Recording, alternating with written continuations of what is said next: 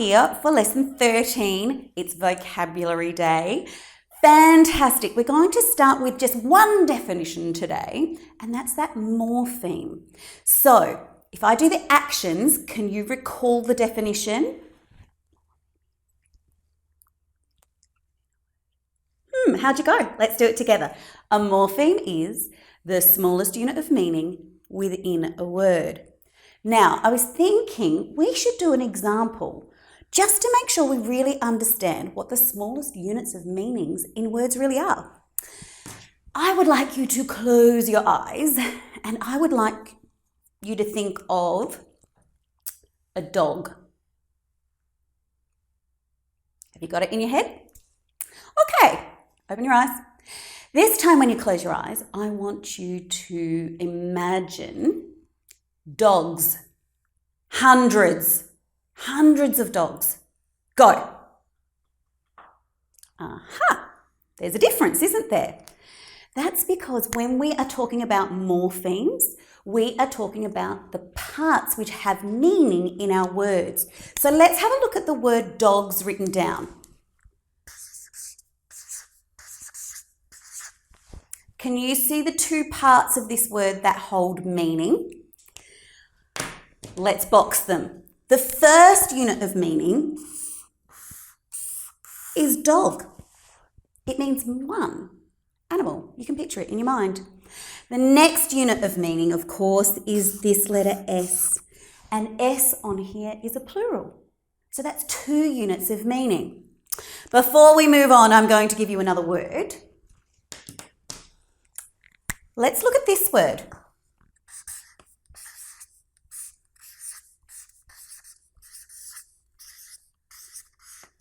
Aha, the word is replayed. Now, how many units of meaning are in this word? Hunt for your base word first. Let's go. Can you find it? Aha, my base word is play. What's that suffix doing on the end? It's my next unit of meaning. It's telling me past tense, Louise, past tense. Excellent. What's that prefix doing at the start? Aha, another unit of meaning. It's telling me again. Re means again. So this word has 3 morphemes. Re means again. Play means to play or act in action of. And ed means past tense. 3 units of meaning. Okay, so just do that definition one more time so it really sticks. A morpheme is the smallest unit of meaning within a word. Terrific. Time for our learning intention today. We will be learning about words that have the or phoneme grapheme in them, but are also homophones. Now, last week and the week before, we actually learned about homonyms. Homo means one, nym, and this week is homophones. Phone means sound. Okay, and I went like this for homophone because in the olden days, this is how I used a holophone. I suppose I have to do it like this now. Okay, homophones and homonyms, they are different. Remember we looked at homonyms in week 1 of learning? Do you remember we had the word match? One word, but it has multiple meanings. So it was a match that you can strike and light fire to something, ignite, or it could have been a competitive game or event like a soccer match. It also meant to match things that go together so you can have similar colours that match. Do you remember clutch? That had 3 definitions. Same word, same pronunciation, 3 different meanings. Clutch was when you hold onto something really tightly, usually in fear. It also meant a clutch of eggs that can be laid by the same bird in a nest. And it was also a clutch, which is a mechanism that moves one part of a machine onto another part of a machine. They are homonyms. Come and have a look at the chart over here. Homonym. Here we have the nym part. Same spelling, same pronunciation, different meanings. Today, let's go retro with our phones. Hold it up and say homophone. Repeat. Homophone. Okay, homophones have different spellings, but the same pronunciation and different meanings. So they have different spellings, whereas homonyms have the same. We say them all the same. They sound exactly the same. But once again, homophones have different meanings too. Okay, let's have a look on your screen now. On your screen, you can see pause. Now this is spelled with the O-R-E spelling, pause. This pause, if you look really closely, you can see that on the person's skin, they have little tiny parts, the openings in the skin that, and pause can also be in a plant. Look at the leaf down below. That leaf also has pores, and through that surface, the plant or the skin can process water. So it's like you can sweat through them. And plants also can have the oxygen coming in and out as well. So that's one spelling of the word pause. Now, did you see it was using that O-R-E?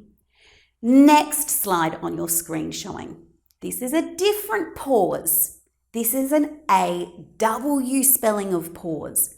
Look at those cute puppy paws. Don't you just want to grab them? I do. Okay, so this paw is the foot of an animal, such as a cat or a dog. So we have pores spelled O-R-E, the surface of the skin or the plant. We have pores A-W, which is the foot of one of those animals that, you know, the cute ones. And we also have now a third one showing on your screen. This is pause, which means to stop an action for a short time. So this is the pause spelt with A-U. So come back to our screen now. Have a look here. These are homophones. Why are they homophones? Same sound. They all sound pause, pause, pause. If I don't give you any context, or if I don't give you the whole sentence or a picture of what I'm talking about, you wouldn't know what one to use in your spelling. And that's why we need to have more information sometimes when it comes to homophones. You need to make a spelling choice there. Okay, I think we need to have another homophone. Look on your screen now. You can see a picture of a saw. Notice the spelling, A-W spelling. So this saw is a tool with a thin metal blade that has sharp metal teeth. Use it for, well, actually, I used a saw this morning, can you believe? My fence fell down and I had to cut a piece of wood to make it stand up again so the dogs didn't get out. Who knew I had a saw in the shed? I did though. Let's have a look at the next saw.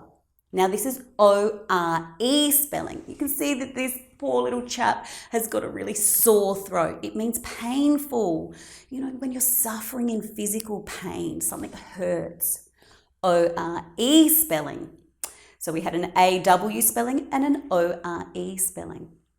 Excellent. I think it's time for a quick quiz. We haven't done one all week. So could you please copy down 1 to 5 in your books? So pause me. A-U pause me. If you need to write those numbers down. When you're ready for the questions, start me up again.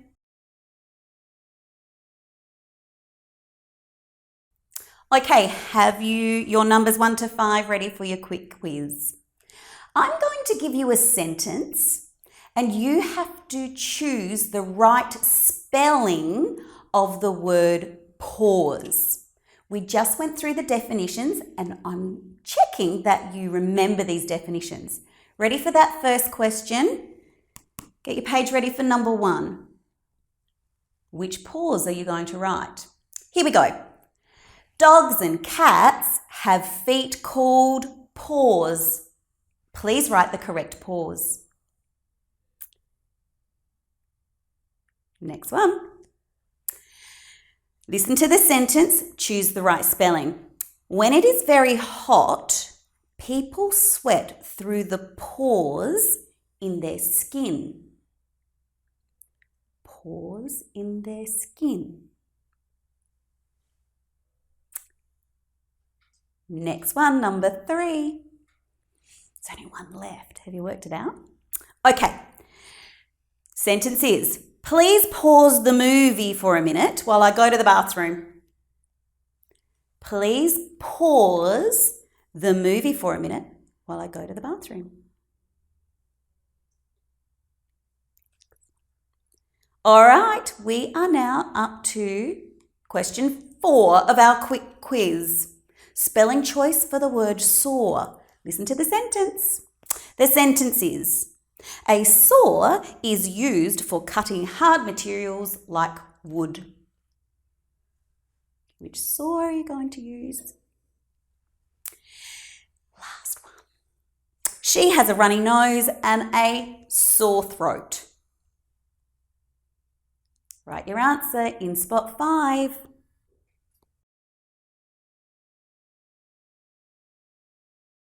Okay, you ready to check those answers? I will read through the sentence again.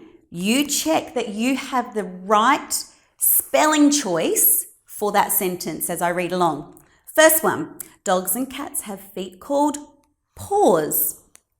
What spelling? A-W. Okay, number 2, when it's very hot, people sweat through the pores in their skin. O-R-E spelling. Check your work.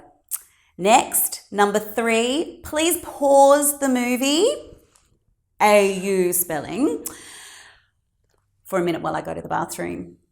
Number 4, saw. A saw is used for cutting hard materials like wood, A-W spelling.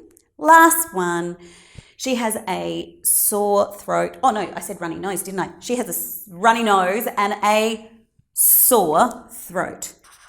Excellent. Once again, there is no magic trick that helps us remember all the ways that we have to spell homophones and homonyms. What we need to do with a homonym, remember we had to try, the pronunciation a couple of ways, but with homonyms, they are pronounced the same. So you just practice saying those over and over. You have to learn all of the different meanings. And with homophones, of course, you actually just need to read lots of books and you need to do lots of writing so that you can use these spellings in the right places. So it is actually lots of fun. And if you muddle them up, it's okay. You see what happens when I muddle up. I just do it again. Or I get someone to help me and they say, oh, you've got pause right. You've actually got the right phonemes there, but you've got the wrong spelling. So help a friend if you see that happening too. Okay, we are ready for our next activity. Do you know about word climbs? Word climbs are when we use words to represent, we call it modality, but what it means is like strength or intensity. So you can see that this is an incline going up. We're starting with one emotion and feelings today, and then we're building the intensity up this climb. So what we're going to do is I'm going to show you some words and you're going to help me place them on this climb. Okay, right, let's pick up this word. The first word is love. Okay, so love, I think that's a really strong word. If I love something, that's pretty intense emotion. I'm going to put that way up here, love. Okay, next word. Next word is adore. What do you remember about this word in our vocabulary? This was when you have a really, really, really strong love of something. So which one's more powerful in this mode? Is it more powerful than love? Sure is. So I actually need to move love down the climb, and I need to place adore on the climb because it's stronger. Adore, love. Okay, what about like? Where do you think that goes? Down here? Might be a few more intensifying words that I could use in there. Let's see. Next word, dislike. Where is it going to go on my word climb? Well, I'm going to need to move like up because I need to make sure that dislike comes below like.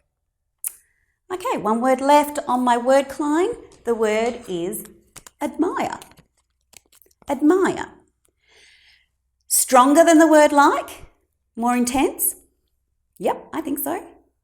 Is it stronger than love though? No, it probably isn't. So I have the perfect spot left. So here is our word climb. So it's going from a range down here, intensifying with these emotions and ending up at the strongest.